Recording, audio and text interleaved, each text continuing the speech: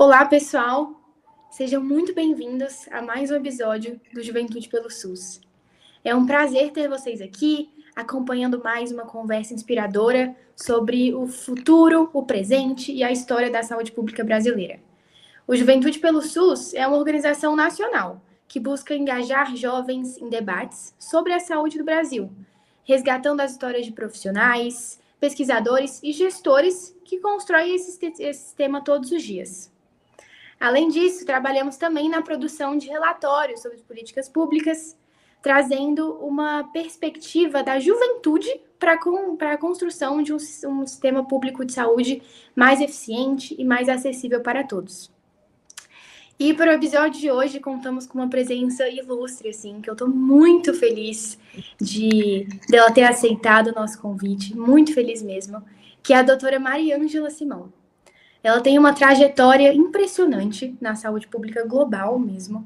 Foi diretora-geral assistente da Organização Mundial da Saúde, conseguindo liderar esses esforços assim, para ampliar o acesso a medicamentos e vacinas em diversos países.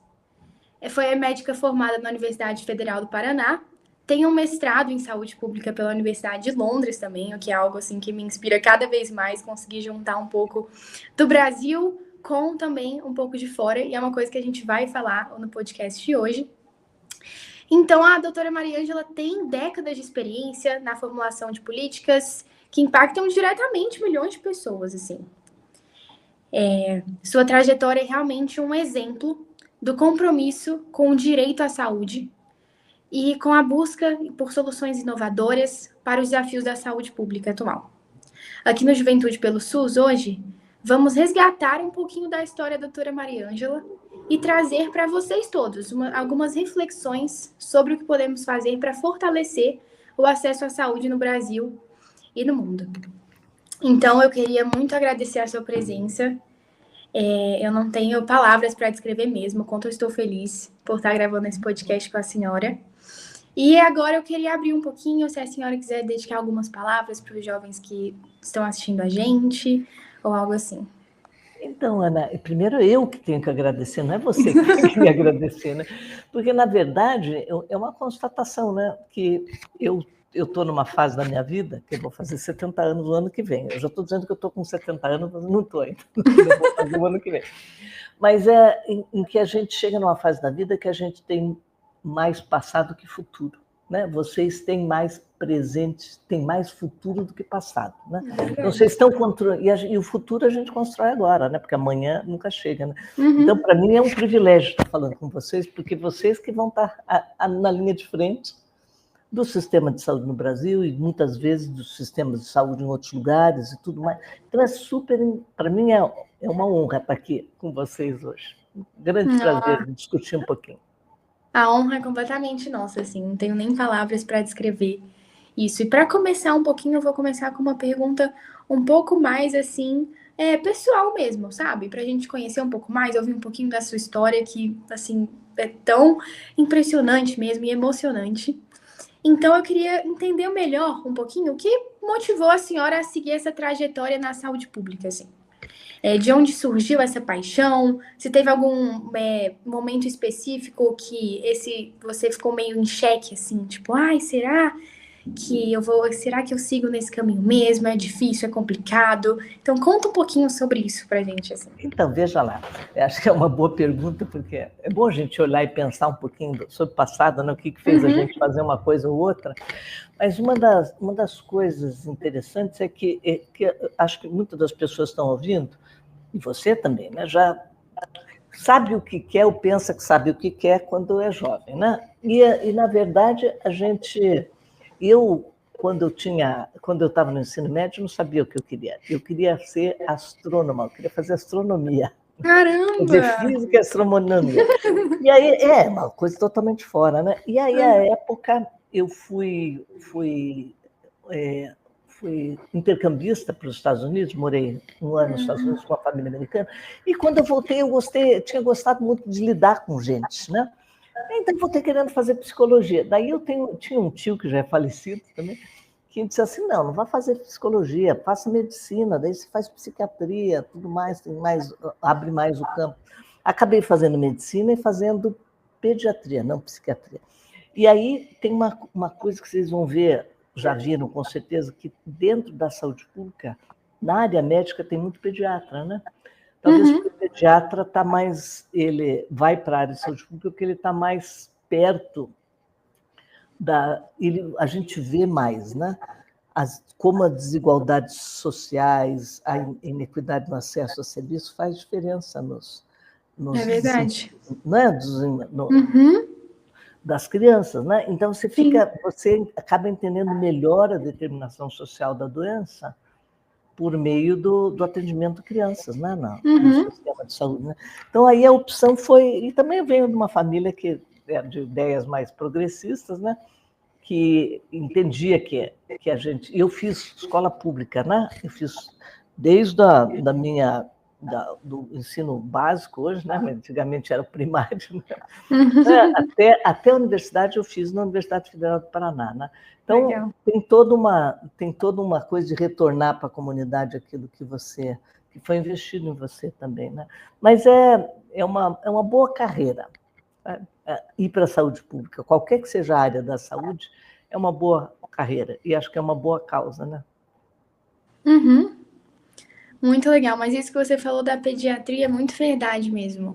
Eu tenho uma tia que é pediatra também do sistema aqui do SUS, e ela conta, assim, realmente, porque você tá na linha de frente e realmente das crianças, você vê essa diferença, né? Entre o crescimento e tudo mais, a importância que é ter esse cuidado. Isso é muito legal mesmo. Ela comenta muito sobre isso até. Muito legal.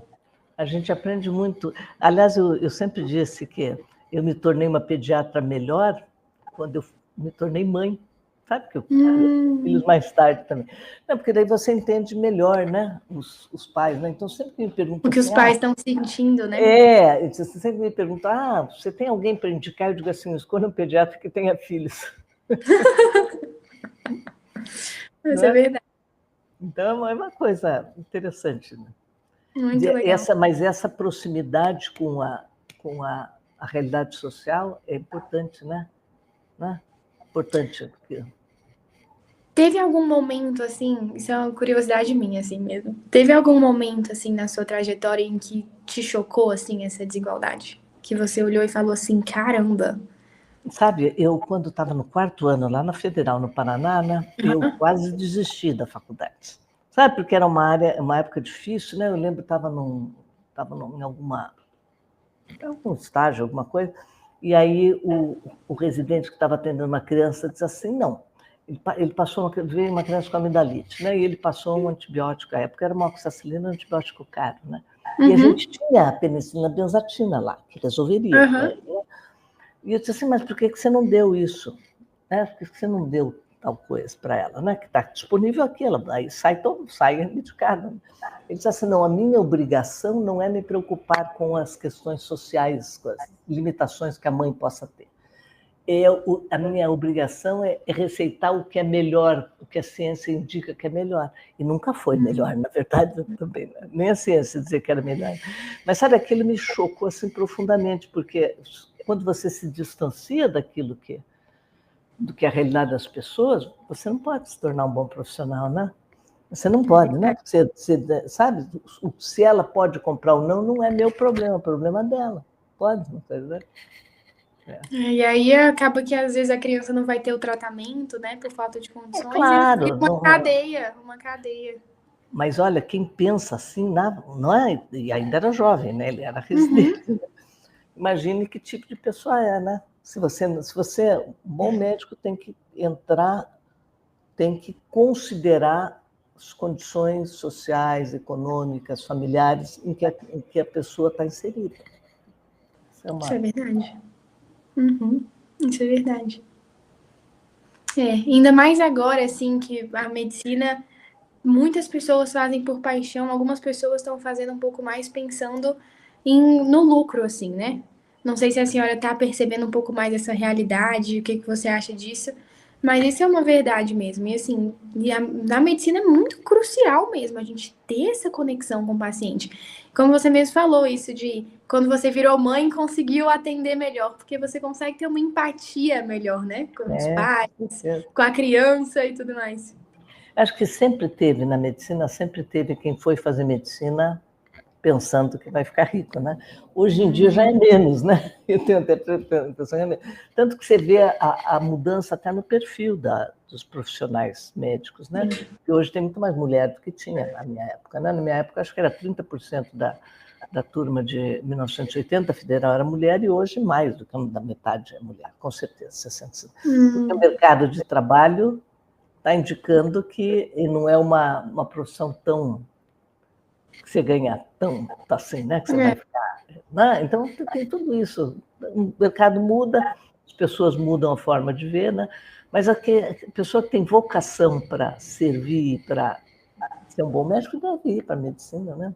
Ou para a enfermagem, por uma das áreas de saúde. Sim, alguma das áreas da saúde, exatamente. Inclusive psicologia, né? Que a senhora cogitou quando fez o intercâmbio. E agora, indo um pouquinho mais para o lado acadêmico, assim, uma pergunta muito interessante que eu gostaria muito de ouvir, desde que eu conheci a senhora. Eu fico impressionada e muito animada em relação à sua trajetória e a essa pergunta específica, que é: a senhora foi uma brasileira que na história ocupou um dos cargos mais altos no sistema global de saúde, né? Na Organização Mundial da Saúde. E hoje há muito desconhecimento, muita desinformação sobre o papel da OMS. E recentemente vimos até a retirada de financiamentos dos Estados Unidos para a OMS, né? Poderia dedicar um momento agora, então, para conscientizar os jovens sobre a importância da OMS, o impacto na saúde global, e falar um pouquinho sobre isso, assim, sobre os seus sentimentos, como foi sua trajetória até lá. Você viu que não é agora, hoje o Milei, que é o presidente da Argentina, nosso vizinho aqui, também anunciou que vai sair da OMS, né? Tem uma coisa, eu acho que o que tem, e não é de hoje, né? O que a gente chama do sistema multilateral, né? Porque as Nações Unidas é um sistema multilateral, né? Multilateral quer dizer o quê? Todos os países estão envolvidos e ninguém é mais importante que o outro, com exceção por exemplo, do Conselho de Segurança da ONU, que é uma... Né? Que daí tem votos diferenciados. Sim, mas uma organização como a OMS, como é a Unesco, como é a Unicef, é uma organização que é determinada, cujos rumos da organização são determinados pelo conjunto dos países. Então, você vai lá na OMS, os Estados Unidos têm a mesma voz que Dominica, que é uma ilhazinha de St. Kitts and Nevis, que é uma ilhazinha com 3 mil habitantes no Caribe. Certo? Porque todo país membro, né, tem direitos iguais. Então, é uma forma de governar, não? Eu digo assim que, por exemplo, a OMS eu sempre definia como se fosse um síndico das relações entre os países na área de saúde. Não é? Como um condomínio. Sim, verdade. O bem-estar da comunidade que está... e zelar pelo bem-estar da comunidade que ele está administrando ali, né? Então, a OMS é um organismo super importante. E eu sempre, com todas as questões de crise, porque tem questões no sistema multilateral que são demoradas, né? Quando se fala que precisa fazer reforma, claro que precisa fazer reforma, né? Mas os países que têm que fazer reforma, né? Que são os países que vão lá e votam como é que a OMS funciona, como a Unesco funciona, como a Unesco funciona, né? Então, e ainda a OMS também tem essa questão que eu acho que é super importante, porque é uma organização que toma decisões ou que recomenda que os Estados-membros, os países, né, tomem decisões baseadas na melhor evidência possível, né? Então, isso é outra coisa, evidência científica, né? Porque eu acho que as duas coisas que estão sob ataque hoje, uma delas é o sistema multilateral, né? Que é um ataque ao sistema das Nações Unidas, quando um país quer mandar em tudo, né? Que é o que a gente está vendo agora, né? Usando o poder econômico para impor as suas condições e explicitando que o interesse deles é do seu país, não é dos outros, né? E o mundo hoje é uma aldeia global, né? O mundo não tem mais espaço para isso, né? Isso é uma coisa que... Sim, verdade. A gente viu isso com a pandemia, né? E a outra questão é que E a outra questão eu acho que tem um movimento muito forte no mundo hoje, que é de ataque à ciência, né? Acho que a gente viu isso na pandemia. Na né? pandemia, exato. Então, e aí, para deixar bem claro, por exemplo, quando a OMS faz uma recomendação, ela não é, a OMS não senta portas fechadas e determina o que vai recomendar. Ela reúne um grupo de experts que fazem a recomendação e o diretor-geral da OMS aceita ou não e manda para os países para que tomem conta de que isso foi recomendado, né? Então, acho que esses dois movimentos, a preservação da evidência científica é essencial, e o que você está vendo, por exemplo, agora nos Estados Unidos, falando bem claramente o que está todo mundo vendo, né? É um desmonte das instituições que tradicionalmente trabalharam em prol da tomada de decisão em saúde pública com base em evidência científica, né? E esse ataque é do que eu posso, eu sou mais forte, eu vou dominar o mundo, né? Esse é o ataque multilateral, né? Sim, é verdade.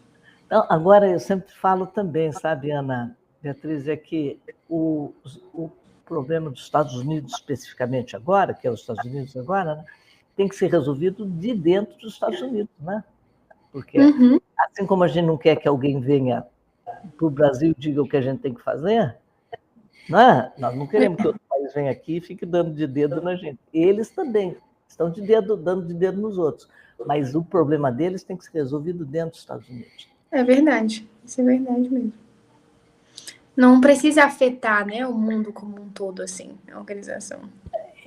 Acho que está mudando um paradigma dos Estados Unidos mesmo, exercer mais um poder soft, né? Um soft power, né? Em que põe uma influência e está abrindo espaço para outros tomarem esse espaço. É verdade, isso é verdade. Na medida que você briga com aliados e com inimigos, você está abrindo... Acaba se isolando e abre espaço para os outros crescerem mais, é verdade. E agora me fala um pouquinho, como foi a sua história, a sua trajetória até chegar como diretora-geral assistente na OMS? Assim? Então, na verdade, veja, quando eu me formei, porque eu fiz residência em pediatria, meu marido foi dar aula em Maringá, lá no Paraná, na Universidade de Saúde de Maringá. Então, eu terminei a residência, fui para lá e comecei a trabalhar na formação do que foi a Secretaria Municipal de Saúde de Maringá, né? E dali eu entrei na Prefeitura de Curitiba, porque eu sou funcionária, já sou aposentada, né, da Secretaria Municipal de Saúde de Curitiba e da Secretaria Estadual de Saúde. Sempre na área... Eu entrei, na verdade, na área de gestão muito cedo, né? Eu acho que o primeiro cargo que eu tive de gestão foi... Eu tinha 32 anos, eu entrei cedo na administração da Secretaria Municipal, mas eu fui médica de posto de saúde, fui pediatra em posto de atenção básica, centro de saúde de atenção básica, né? Depois fui gerente sanitário de uma região, sabe? Então foi... E em algum momento da minha vida eu fui diretora do Departamento de STI, AIDS e Hepatites Virais, à época, do Ministério da Saúde, que eu fui por quase 7 anos, né? Então muito tempo. Pois é. Muito tempo. E a gente aprende muito, não sei se quem está ouvindo, você tiver alguma experiência trabalhando com HIV, né? Mas a gente aprende muito, né? Eu sempre disse que eu tinha dois amores na saúde pública. Um era a saúde mental, porque eu também participei do movimento para deshospitalização, né? Mas também tem toda a organização em Curitiba das casas de apoio, né? Onde se hospitalizava o paciente, mas ela ia morar num lugar protegido, ia largar na rua, né? Enfim, e o segundo amor meu, que continua sendo na saúde pública, foi o HIV, né? E é o HIV, né? Porque o HIV, ele ensina muito para a gente, né? Ensina a ouvir, né? Ensina... Eu, por conta de trabalhar com AIDS, eu vi uma Curitiba que eu não conhecia antes, por exemplo, né? Eu lembro de uma noite, aquilo me impressiona até hoje, uma noite que eu fui apresentar o programa da prefeitura numa ONG de população LGBT, né? Uma época era LGBT, hoje já tem outros nomes, né? E eu lembro que era num lugar no centro da cidade e numa sala, e eu chego lá, assim, funcionária municipal, tá, né? Médica, né? Chego lá, tá todo mundo, eles iam para uma festa depois. Então, daí tinha as Aham. montadas, preparadas para ir na festa, né? Cheio de... Tinha lésbicas, tinha gay, casal gay masculino sentado um no com a outra. E ao lado tinha um cassino. Pensa no Brasil que é ilegal, né? Eu fui Uhum, sim. lá fora, tinha um povo ficando carteado ali do lado. Para mim, aquilo foi uma... Porque eu vinha de uma classe média em Curitiba, nunca imaginei que de noite era outro mundo, né? Né? E depois até teve um livro de uma militante argentina da HIV que dizia que a noite é outro país. Né? A noite é outro. Então, o HIV ele trouxe a advocacy, né? Trouxe ele a novos limites, o nada para mim sem mim, né? Nada por mim sem eu participar, né? Que isso na verdade vem do movimento, ele é originário do movimento das pessoas com alguma desabilidade, com alguma deficiência, mas ele tomou força com o HIV. Então você teve que ouvir. A gente teve que ouvir as pessoas no que elas queriam, né? E depois trouxe a questão do acesso a medicamento como direito, radicalizou, né? Sabe, então, isso eu acho que e muito do que eu vi agora, por exemplo, durante a pandemia da Covid, em muitos países a gente viu que o know-how aprendido com o movimento de AIDS ajudou as comunidades durante a pandemia. Né? Aham, é verdade. Faz sentido. Mas faz sentido. Porque tem uma outra, não é? Já tá mais organizado, já tem. Então eu fui para o Ministério da Saúde, né? Fui para o Ministério da Saúde, virei diretor. Tinha um amigo lá, eu fui, na verdade, para coordenar a cooperação internacional, e eu tinha um amigo, que já é falecido, mas estava lá, e ele me disse assim: você vai virar diretora do programa. Um ano depois eu era diretora. Caramba! Era programa, depois virou departamento, e de lá eu fui para Genebra para o programa das Nações Unidas para o HIV e AIDS. Então, antes de estar na OMS, eu, na verdade, fiquei 12 anos no sistema ONU, né? Mas eu fui para lá com uma bagagem muito grande do Sistema Único de Saúde do Brasil, né? Tendo trabalhado... Isso é diferente, porque muitas vezes as pessoas entram muito jovens no sistema e não trazem o que a gente traz. Bagagem, né? A bagagem é importante, né? Somente para um país como o Brasil é importante ter vozes lá fora, e é importante lá fora ter a experiência de um sistema único como é o do Brasil. Sim. Muito legal, muito legal. E assim, falando um pouquinho sobre essa experiência, assim, essa bagagem toda, Londres tem um sistema, assim, público de saúde, né? Que é o NHS. Assim, se eu estiver errada, por favor, me corrija.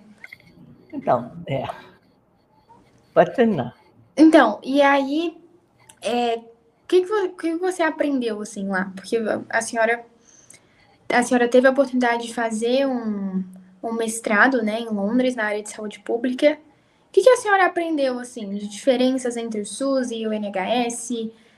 O que o Brasil pode melhorar ou o que o NHS pode melhorar também? O que a senhora conseguiu ver, assim, enxergar, sabe? Veja, é muito importante essa sua pergunta, porque o sistema inglês está em xeque já faz anos, né? Não foi o primeiro sistema, acho que foi inspiração no Brasil, o sistema inglês e o sistema canadense, né? Os dois influenciaram muito a prática aqui no Brasil, né? Somente essa parte de saúde da família e tudo mais.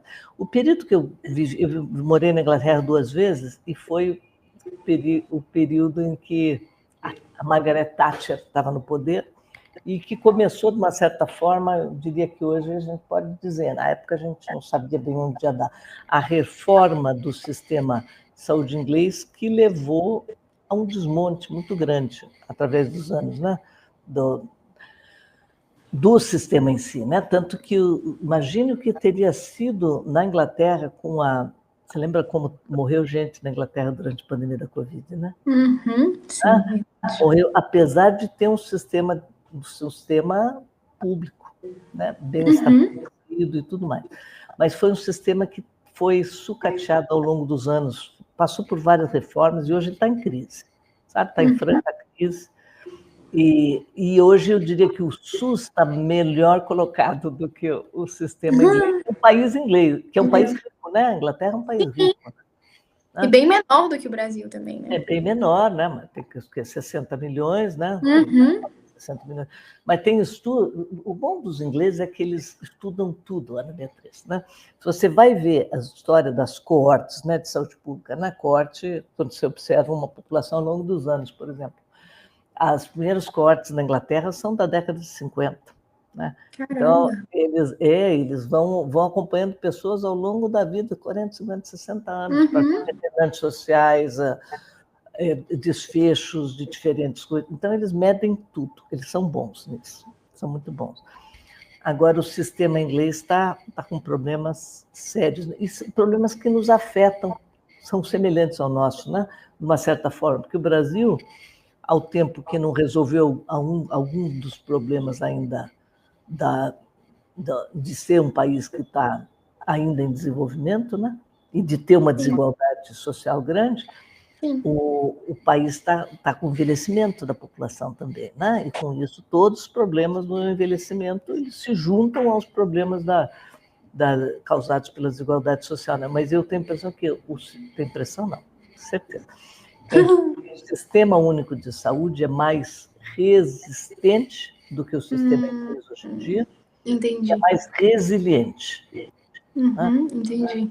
Os mecanismos para controle do sistema de saúde são os conselhos de saúde, tem os ministérios públicos especializados na área de saúde, tem todo o sistema tripartite, né? Tem que conversar os secretários estaduais, os municipais e a União, né?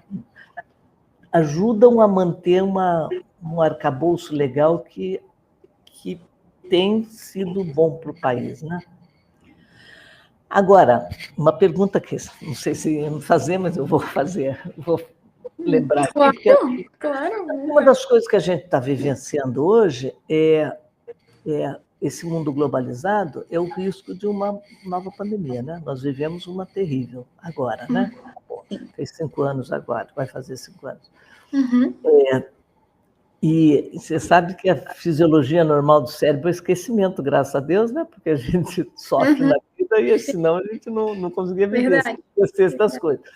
Mas a memória política é meio curta, né? E eu acho que a gente que tem lembrança, que tem responsabilidade e que tem posições que podem influenciar, a gente tem que fazer o máximo possível para evitar que, havendo uma nova pandemia, que o Brasil se bata tanto para conseguir atender às necessidades da população, né? Isso vai desde o diagnóstico precoce da entrada, né? da detecção precoce da entrada de algum patógeno desconhecido ou da retomada, reemergência de um outro patógeno que já está por aí, né? Se vê, olha a crise que nós tivemos ano passado com a dengue, né? Não é? E aí, assim, hoje a gente tem dificuldade de dizer era sorotipo 1 e 2 de dengue, né? E tem gente dizendo, mas estava circulando 3 também. Se está circulando 3 e é uma ameaça, porque o 3, aí a imunidade não é cruzada, né? Como é que... Então, sabe, então, toda essa coisa a gente tem que estar com a informação, coletando dado e ter uma informação num tempo oportuno para que possibilite que o gestor tome a decisão mais adequada, né? E, nesse sentido, a gente vem defendendo, eu e um grupo de especialistas em saúde pública, que o Brasil precisa ter, por exemplo, a estruturação de uma política de Estado brasileiro para enfrentamento de emergências, né? Que torne menos sensível à mudança de governo, né? Porque o que a gente viu durante o governo Bolsonaro foi um absurdo. Desculpe se alguém aqui que está ouvindo é bolsonarista, mas foi um absurdo, né? Que o próprio presidente vai lá e nega que vacina funciona. Né? Uma coisa que fora da casinha totalmente. Mas uma política de Estado pode ajudar, uma política de Estado protegida por uma lei, obviamente, né? E por consequência, haja criação, institucionalização, por exemplo, de um centro de prevenção e controle de doenças no Brasil. E aí, quando a gente fala num CDC, alguma história assim, o povo pensa que é igual aos Estados Unidos. Não, estamos falando igual aos Estados Unidos. Estamos falando de um que seja parte do SUS, que atenda às nossas necessidades. Sim. E tem um grupo estudando isso, né? E isso é uma coisa, eu acho que é super importante para garantir que numa próxima emergência a gente não tenha essa instabilidade que teve no governo passado e que a gente consiga ter um órgão que possa articular melhor as diferentes capacidades dentro do Brasil para responder rapidamente, né? Sim, e assim, agora puxando então um pouquinho desse assunto que a senhora tocou, super importante, como você idealiza ou imagina o funcionamento desse centro, assim? E quais são políticas públicas que você acha que seriam essenciais para a gente promover exatamente para isso, para essa prevenção de novas pandemias que afetem tanto a população brasileira, assim? Por exemplo, a dengue, que todo ano a gente tem novos surtos, né? E ano passado realmente foi um surto muito crítico, principalmente aqui no Distrito Federal. Eu moro aqui e foi algo muito crítico o que aconteceu aqui. Então, o que você acha que esse centro poderia fazer? E quais são políticas públicas, por exemplo, que poderiam ser aplicadas, assim, sabe? Para a gente poder melhorar um pouco a nossa base, assim.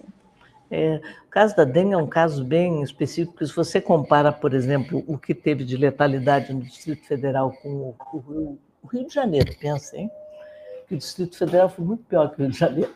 Né? Morreu muita gente indevidamente no Distrito Federal, enquanto o Rio estava mais preparado. Né? O Rio organizou as tendas de hidratação, por exemplo. Né? O Rio já sofreu anteriormente com problemas de dengue, mas o Distrito Federal também sofreu. Né? E eu ouvi relatos, por exemplo, de tendas de hidratação no Distrito Federal que fechava às 6 horas da tarde e mandava o paciente para casa. Você receita para o paciente morrer, né? Sabe? Então, tem coisas assim que são da preparação que cabe aos governos estaduais, que o Ministério da Saúde não vai conseguir resolver por si. Né? Mas, por exemplo, eu diria que ter recomendações acordadas em tempo real, informação mais rápida, né? Ter garantia de profissional qualificado, não que não existam profissionais qualificados no Ministério da Saúde, nas secretarias estaduais, existem, mas muitos deles, por exemplo, no Ministério da Saúde, a imensa maioria é bolsista, né? Não tem nenhuma estabilidade, não tem nada, né? Então, fazer carreira no Ministério da Saúde é para poucos, né? Porque pouca gente é funcionário. Então, a gente precisa ter a garantia de que a gente tem um órgão que congregue e que consiga tornar a inteligência epidemiológica no Brasil uma coisa em tempo real e que seja entendida por todos os níveis de governo e respeitada, acreditada, tudo mais. Né? Na verdade, Ana, a gente olhou muito os CDCs em outros países, sabe? E nós, inclusive, enviamos uma equipe para visitar o CDC da Europa, por exemplo. Né? CDC da Europa. Um material excelente muito legal. Vigilância. Porque o CDC da Europa, por que diz, mas a Europa é um monte de país rico? Não, mas é que eles têm um CDC centralizado, que fica em Estocolmo, que tem que negociar com os países, como o Ministério da Saúde tem que negociar com os estados, com os municípios. Né? Então, tem várias coisas que são interessantes. O CDC africano também é interessante para o Brasil. Todo o país, esses CDCs que foram organizados nesses outros cantos do mundo, eles foram organizados a partir de emergências sanitárias. Né? Por exemplo, depois da Covid, a Austrália está organizando um CDC para a Austrália, porque a Austrália, que é um dos países ricos do mundo, não tinha. Né? Sabe? Então, está se entendendo que uma estrutura centralizada pode ajudar a coordenar uma resposta de forma mais harmônica, a usar as capacidades existentes. E nós estamos falando de uma estrutura localizada dentro do Sistema Único de Saúde, né? Mas que seja capaz, por exemplo, de trabalhar com os dados que vêm do setor privado, que seja capaz de usar a abundância de recursos que tem no Brasil, né? Então, por exemplo, a instituição que eu coordeno hoje, que é o Instituto Todos pela Saúde, que é aqui em São Paulo, a gente recebe dados da rede de laboratórios privados.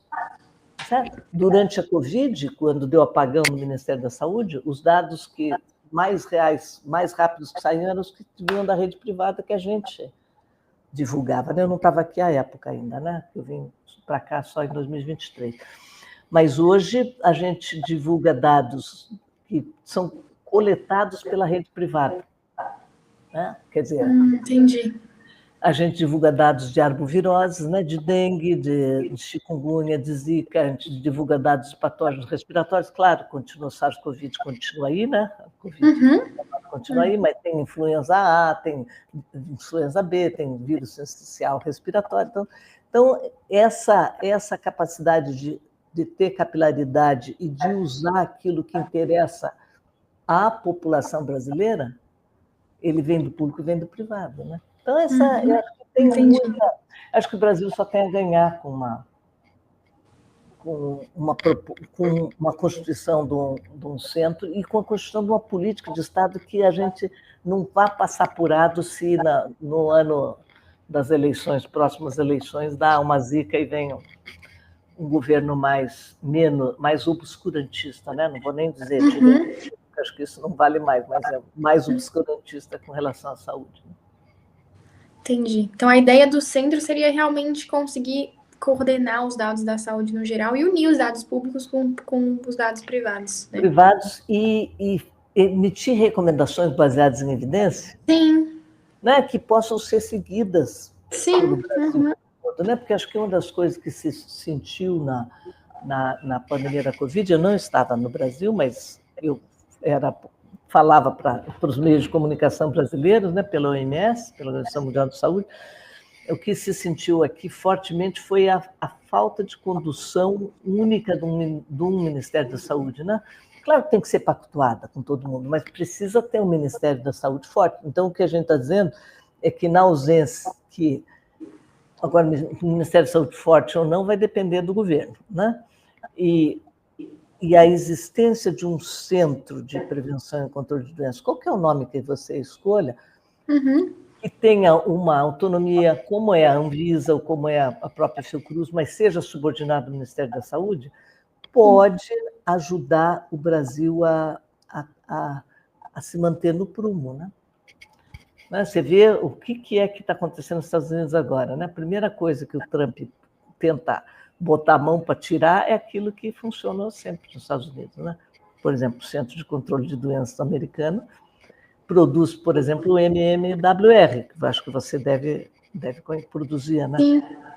Que é uma publicação, uma publicação semanal que dava os principais doenças. Deixou de produzir isso. E aquilo a gente usava no Brasil, o modelo deles. Né? Então, a gente não quer que isso possa acontecer no Brasil, mas o Trump também foi no CDC porque incomodava, né? Porque faz coisas baseadas em evidência. Né? A gente quer que no Brasil haja uma proteção por meio de um projeto de lei, por uma articulação com o Congresso, uma proteção do uso indevido de uma instituição que pode, que é extremamente importante no momento de uma emergência de saúde pública. Sim. Não, isso vai ser muito importante mesmo. Muito importante a gente conseguir construir um centro, assim, você falou que já tem pessoas que estão estudando, né, para conseguir desenvolver. Então, isso seria muito interessante mesmo para a saúde pública brasileira. Eu nunca tinha pensado nisso, isso é muito legal. E um pouco da crítica que a gente tem ouvido, Ana, é de que isso não é fora do SUS. Claro que não é fora do SUS, né? Não dá para ser fora do SUS.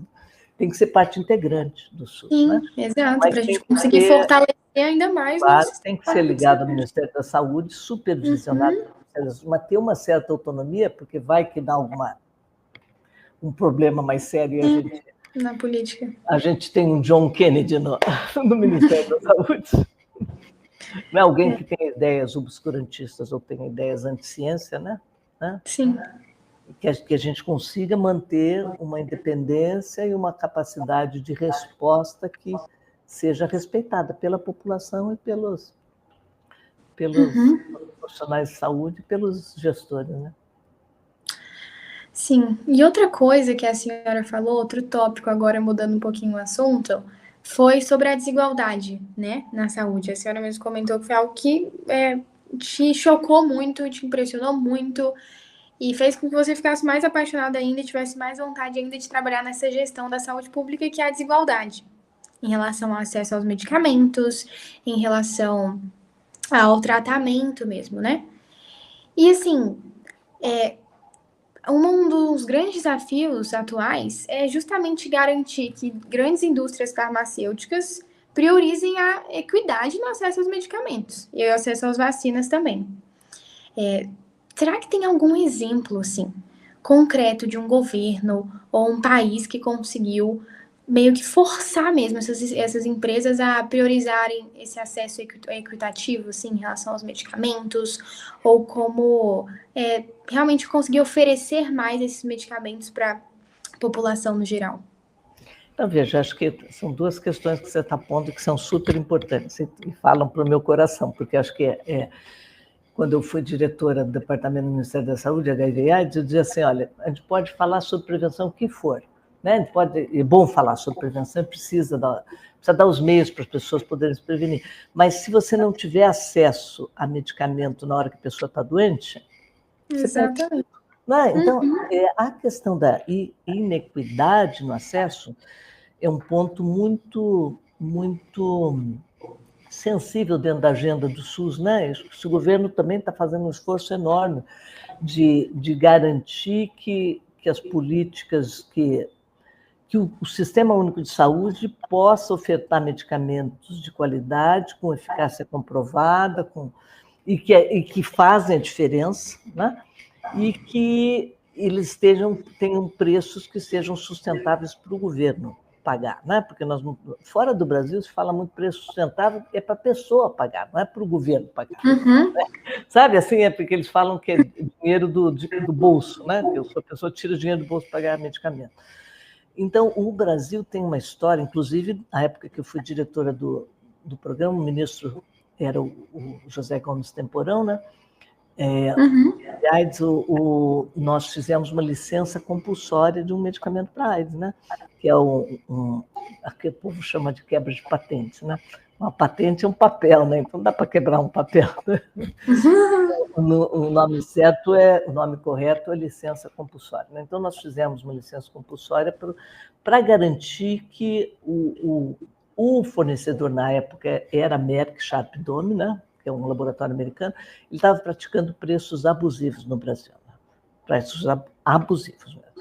E aí, com a gente fazendo licença compulsória e passando a comprar medicamento, inicialmente da Índia, medicamentos de boa qualidade, qualificados pela OMS, e depois produzindo nacionalmente, a gente conseguiu sair daquela queda de braço e poder continuar ofertando novos medicamentos para pacientes com HIV no SUS.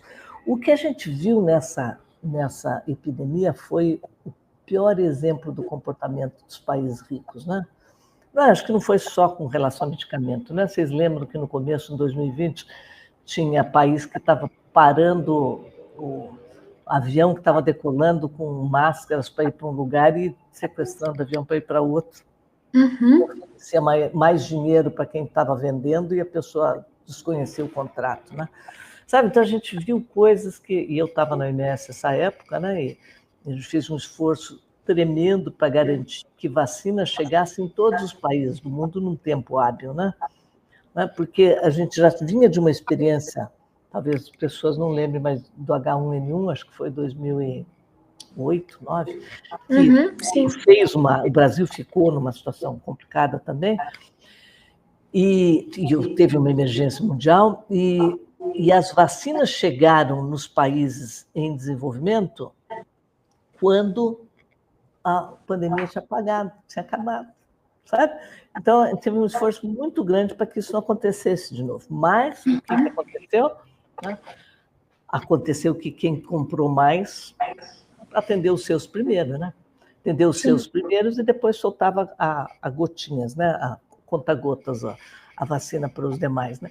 Então, esse continua sendo um ponto extremamente importante, que não só diz respeito à política das grandes indústrias farmacêuticas, que a Pfizer, acho que em 2022, teve o maior ganho, lucro líquido da história da indústria farmacêutica mundial, por conta da vacina que era da BioNTech, alemã. Ela teve o maior lucro de toda a história da indústria farmacêutica. E olha que é uma coisa, eu sabia ter esses números, agora não sei mais. Mas eu lembro que só o bônus do CEO da Pfizer, uma da chuva da Pfizer, foi, acho que, só o bônus daquele ano foi 40 ou 60 milhões de dólares, só o bônus dele. Caramba! Esse tipo de coisa é imoral, né? É imoral. Então, o que acontece hoje, né? Hoje, e aí, passando a pandemia, resolveu-se negociar a organização de um tratado para pandemias, né? O que quer dizer esse tratado, acordo? Tem vários nomes, né? Convenção. Quer dizer que quando os países negociam um instrumento desses, todo mundo tem que cumprir depois, né? Que a gente diz que é um instrumento vinculante. Sabe que é um acordo internacional em que todo mundo tem que cumprir depois, né? Sim, sim. Porque, senão... E um dos pontos que está mais difícil de negociar é relacionado ao acesso equitativo de novo, né? Outro dia eu li, por exemplo, que a Comissão Europeia, que é uma potência econômica, né, já tinha comprado 100% da produção eventual de diversos candidatos para vacina para o H5N1, por exemplo. Nossa! Quer dizer, então a história vai se repetindo.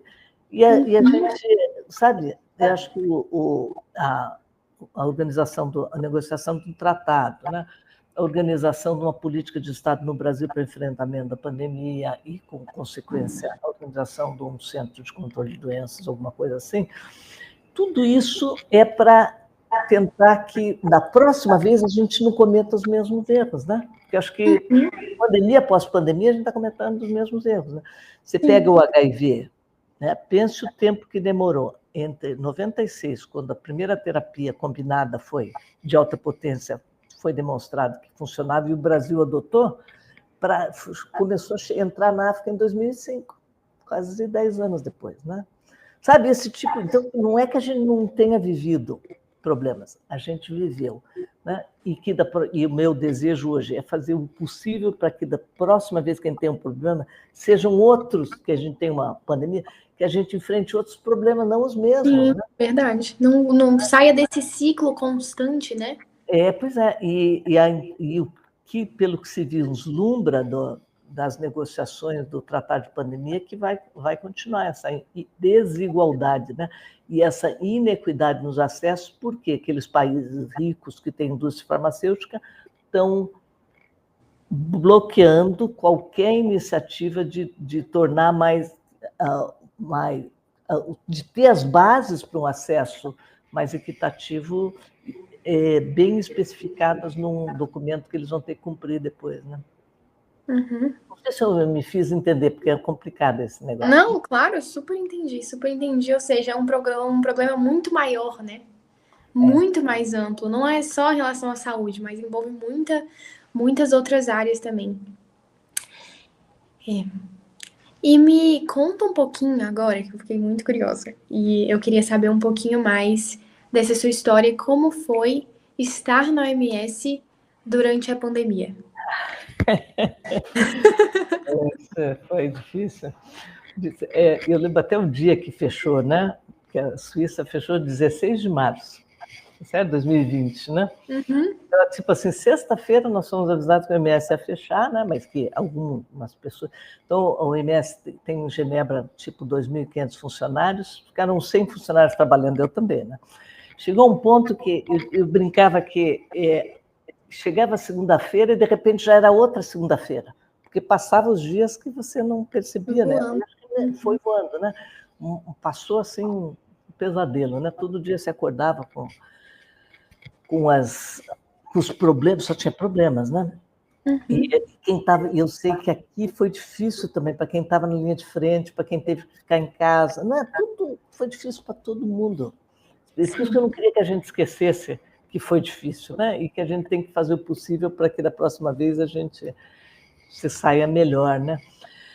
Então, eu acho que a OMS, à época, tomou uma posição muito adequada e a gente de juntar já de cara, foi em final de março, começo de abril, a gente já juntou, obrigou a sentar na mesa todo mundo que era parceiro internacional, que não podia cada um ficar puxando para o lado, né? Então, por exemplo, estava a Fundação Gates, o Wellcome Trust, que é o maior financiador de pesquisa baseado no Reino Unido, estava a indústria farmacêutica da Big Pharma, a indústria farmacêutica dos genéricos, todo mundo sentou na mesma mesa, virtualmente, né? Porque a gente já não fazia só. Toda quinta-feira à noite, até eu sair de lá, 2022, ainda estava tendo reunião à noite. Não é? Em que foi na marra. O Dr. Tedros, que é o diretor-geral da OMS, puxou a coisa para si, e, com o apoio da França, o Macron ajudou muito, e lançou uma coalizão internacional que botava todo mundo que podia, de uma certa forma, sair voando por outro lado, botava na mesa e todo mundo tinha que concordar, saber o que estava todo mundo fazendo, sabe essa coisa? Isso tem um peso grande, né, no trabalho da gente, né, no dia a dia do trabalho, porque você está trabalhando, mas tem um papel que a OMS tem, que é de assumir coordenação nessas horas de crise, né? Senão cada um puxa para o seu lado, né? E deu no que deu, foi super difícil, né? Mas teve muito país que só recebeu vacina, o tratamento, por conta das iniciativas que a OMS fazia parte, coordenou junto com a Gavi, com outros. Sabe, então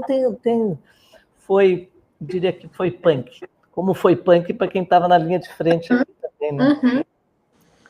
Sim.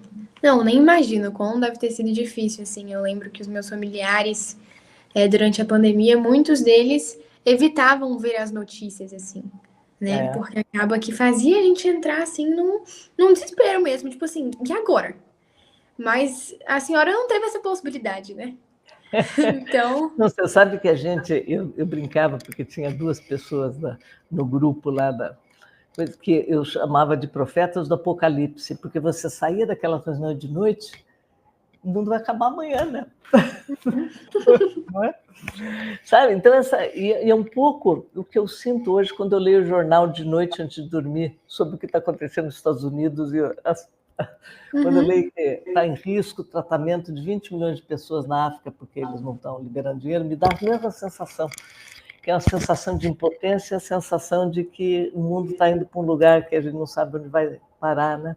Sabe? Então, a gente tem que manter o otimismo, porque vai passar. Vai passar e vai se resolver. Né? Resolveu. Nós passamos essa pandemia, só que na próxima vez a gente não precisa passar a mesmo perrengue. É verdade. E essa conscientização é muito importante mesmo, porque realmente o cérebro tem esse mecanismo de esquecer a dor, né? A gente tem esse mecanismo. Senão, o que seria da vida da gente, né? Exatamente. Morre alguém na nossa vida e aí você fica... Não, tem que superar, tem que superar. Mas tem que aprender também com vocês, porque isso que eu penso sempre, sabe? Por isso que eu acho importante essa nossa conversa, eu gosto de conversar com gente mais jovem, porque quando eu saí da OMS, quando eu me aposentei, eu falei no discurso de pedido, eu digo assim, olha, na próxima pandemia eu quero estar em casa e algum de vocês vai lá me dar a vacina. Sabe? Eu vou ter que ficar brigando por vacina. Aí um monte de voluntários surgiram. Não, mas acho que vocês são a geração que tem, quando vier um problema, talvez não seja você ainda, tem uma geração no meio, porque deve vir mais cedo, né? Mas que aquilo que aconteceu antes seja levado em consideração e que, se você cometer erros, sejam novos erros, não sejam... Sabe por que a gente comete erros? Né? Mas sejam novos erros. Então, acho que é importante a sua geração saber, entender bem o que aconteceu nessa pandemia, para que, quando vocês vão enfrentar alguma coisa, talvez do mesmo porte, né? Porque no século passado teve a gripe espanhola, né? Aí a gente teve essa pandemia agora, mas as coisas estão mais rápidas, né? A gente não sabe o que vai acontecer com a H5N1, está todo esse processo, E agora com os Estados Unidos, essa bagunça voltando. Né? Estados Unidos, que é o centro do H5N1, é onde mais tem detectado, e agora essa coisa toda, sabe-se Deus o que vai acontecer. Então, pode ser que seja mais cedo do que... Mas é importante ler, está saindo muita coisa sobre a Covid, é importante que vocês leiam, que olhem, e que a gente tenha em vocês uma massa crítica, que a hora que chegar a vez de vocês estarem tendo que tomar decisões, que tomem decisões mais acertadas possível. Verdade. Aprendendo com o passado, com a nossa história, né? Com a história da saúde pública global. Isso é muito importante. E pegando um pouquinho até esse gancho sobre aprender um pouco com o passado, discutir tudo o que aconteceu, entender o que aconteceu na pandemia, em dezembro o Instituto Todo pela Saúde reuniu ex-ministros e a atual ministra da Saúde, né? Para debater estratégias de resposta a emergências sanitárias, assim. A gente teve a experiência da Covid-19, ano passado a gente teve os surtos da dengue, e outras também, doenças virais, bacterianas, outros patógenos que afetam muito a população brasileira também. Tem vários outros. E quais reformas e estratégias são essenciais para fortalecer a capacidade do Brasil, hoje em dia, assim, para fortalecer as futuras crises? Você citou um pouquinho sobre fazer um centro, né, mais voltado para a saúde associado ao SUS e tudo mais, mas assim, olhando para o passado, aprendendo com o passado também. O que seria discutido? O que teria que ser mais discutido cada vez mais? Políticas públicas mais discutidas, para a gente conseguir prestar atenção, considerar isso e aplicar isso de uma vez por todas, assim, sabe? Na saúde pública, começar a realmente levar isso mais a sério, assim. Então, veja, acho que você está bem lembrada, né? Nós fizemos no dia 2 de dezembro, nós organizamos aqui em São Paulo, que é o Instituto Tabajara de São Paulo, nós trouxemos 8 ex-ministros da saúde, né? Sendo que 2 hoje são senadores da República, um é Humberto Costa, né? E outro é o Marcelo Castro, e a ministra Anísia participou, e trouxemos, assim, de diferentes gestões, né? Do Fernando Collor, do doutor Alcine Guerra, porque o que a gente queria discutir? A gente queria discutir como é que, nos diferentes momentos, os governos se organizaram para responder às emergências de saúde pública, né? Porque emergência de saúde pública não é uma primazia desse governo nem do governo passado. Ele existe em todas as gestões, né? Quem foi ministro do Ministério da Saúde sabe, viveu em algum momento alguma emergência de saúde pública das mais diferentes matizes.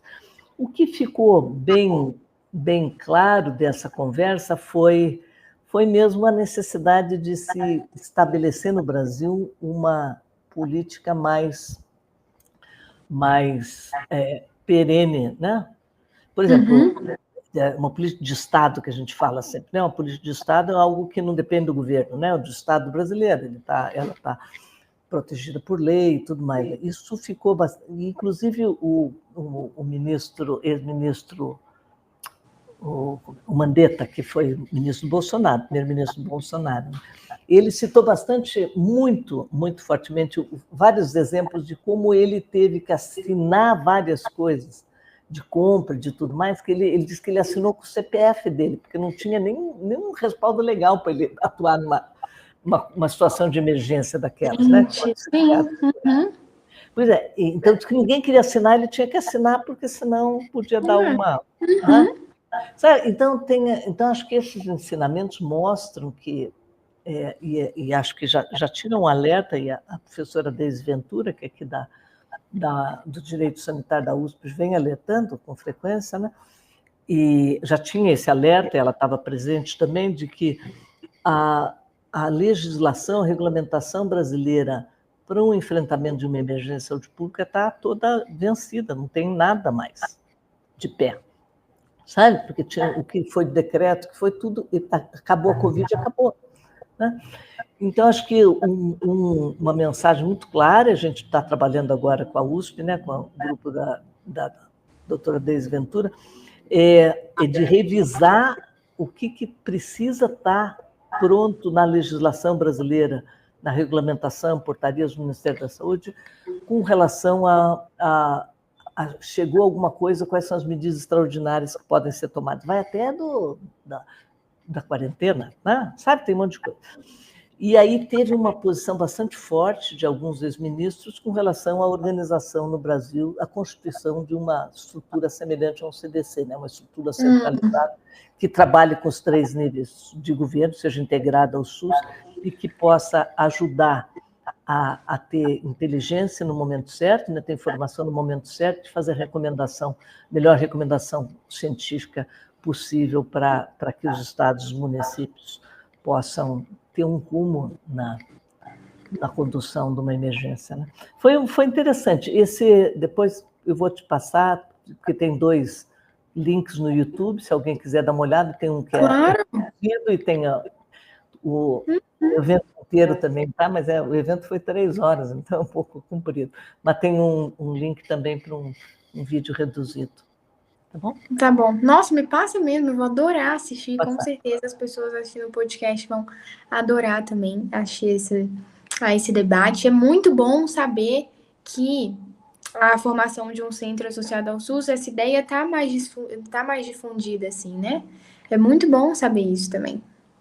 Teve a manifestação clara de apoio do ministro Humberto, do senador Humberto Costa, senador Marcelo Castro, né? Sabe, então tem todas essas questões, né? O Ministério da Saúde está um pouco mais resistente por conta de conjunturais, né? E por entender que muito do que a gente está propondo que esse centro absorva faz parte do que o Ministério faz hoje, né?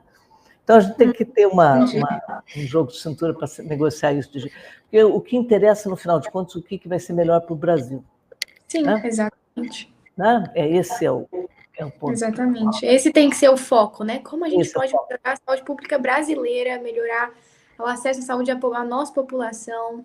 E é verdade, esse é o foco. Esse é o foco, né? Não é se é esse governo, aquele, se é direita, esquerda, não, a mim não interessa. Interessa aquilo que vai ajudar a gente a enfrentar uma situação de emergência de uma forma mais organizada. Organizada, verdade. E agora, assim, já chegando no final do nosso podcast, eu queria fazer uma pergunta relacionada a onde está o maior potencial de transformação na saúde pública, assim. Nós temos muitos jovens apaixonados por saúde pública nos assistindo, e muitos querem realmente promover mudanças, inclusive eu, e se perguntam onde está o maior potencial de impacto, assim. Se é no terceiro setor, em organizações locais, se é no setor público, atuando no SUS e na gestão de políticas públicas de saúde, se é no desenvolvimento internacional, como organizações como a OMS, ou no setor privado. Então, na sua visão, assim, qual desses caminhos tem maior capacidade de implementação? Eu sei que eles se completam também, né? Eles formam um conjunto que eles conseguem se complementar muito bem.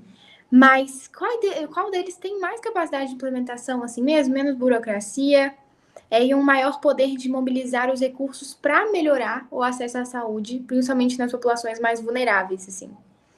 Então, eu diria que a primeira coisa que eu sugeriria, que eu daria como conselho, é que busque entender, ter experiência na base.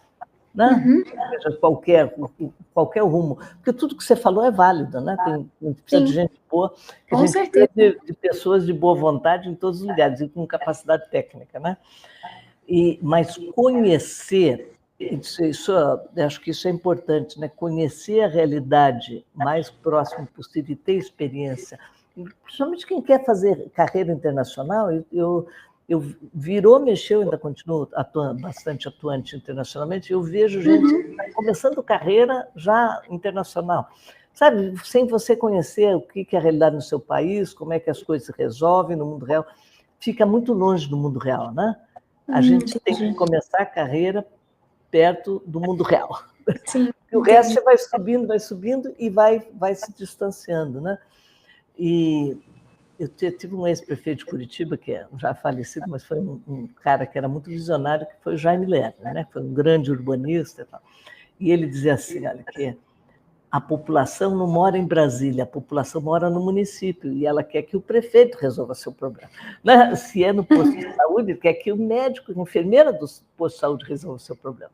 Né? Então, essa proximidade com a com a realidade, eu acho que é um bom jeito de qualquer porta de entrada que você entra, é ótimo, né? Claro que eu tenho um viés do serviço público, né? Agora eu estou na iniciativa privada, mas é uma organização não governamental, sem fins lucrativos, mas eu trabalhei 42 anos no serviço público, de alguma forma, inclusive no serviço público internacional. Então, eu tenho um viés para o serviço público, porque eu acho que o serviço público é um caminho, mesmo para quem quer só ficar na ponta e trabalhando na ponta, né, onde você pode, ou quem tenha outras aspirações, interesse em influenciar na tomada de decisão, em ocupando cargos de gestão à medida que você ganha experiência, né? Então, acho que isso vai depender do trilhar cada um o seu caminho, né? Sim. Sabe? E avaliar, né? Mas siga o que o seu coração lhe diz. Eu acho que isso ajuda. Onde você se sente mais confortável, né? Verdade. Eu tenho 2 filhos, eu sempre dizia, Ana, para eles, que eles têm, quando escolhem uma profissão, tem que pensar que vai fazer muito provavelmente pelo resto da vida, né? Então, que seja algo que você goste de fazer, né? Se você mudar de rumo porque você não está gostando, deve mudar de rumo, né? Verdade. Mas agora, quem tem olho na saúde pública é porque tem... aliás, eu sempre digo, falo aqui para o meu pessoal aqui, que é todo mais jovem que eu, diz assim, olha, que trabalhar com saúde não é só um emprego, uma ocupação. Trabalhar com saúde é uma dedicação numa vida, né? Então, você está procurando um emprego das 8 ao meio-dia, das 2 às 6, não é com saúde, né? Verdade. Você tem que estar disponível a sua vida toda, né? Claro que respeitar os direitos trabalhistas, também não estou dizendo que... Sim. Não, mas é que tem que ter flexibilidade, né? Tem mesmo. Verdade. Não, até porque acidentes, doenças ou coisas assim nunca batem na porta, né? Nunca avisam. Então, você tem é algo a mais, né? Tem que ser... Eu disse isso quando eu estava no OMS também, que tinha uns burocratinhas lá também, diziam assim, olha, trabalhar aqui é mais do que um emprego. Se você está trabalhando aqui é porque você tem algo para dar e porque você tem que entender que trabalhar aqui você tem uma função com o mundo. Então, não pode ser uma coisa assim, né? Eu faço e daí vou para casa e durmo. Não. É uma dedicação. Exige dedicação. Saúde exige dedicação. É verdade, é verdade. Assim, na saúde pública brasileira, você vai lidar com a saúde pública de todos os cidadãos brasileiros, né? E atuar na linha de frente ali. E na OMS você acaba lidando com a saúde pública do mundo inteiro. Claro. Exatamente. Então, realmente, essa vocação, ter essa paixão é bem essencial mesmo. E por isso que, para quem tem pretensão de ter carreira internacional, tem intenção de ter carreira internacional, tenha experiência. Agradecer, né? De novo a oportunidade e me coloco à disposição para sempre que você precisar.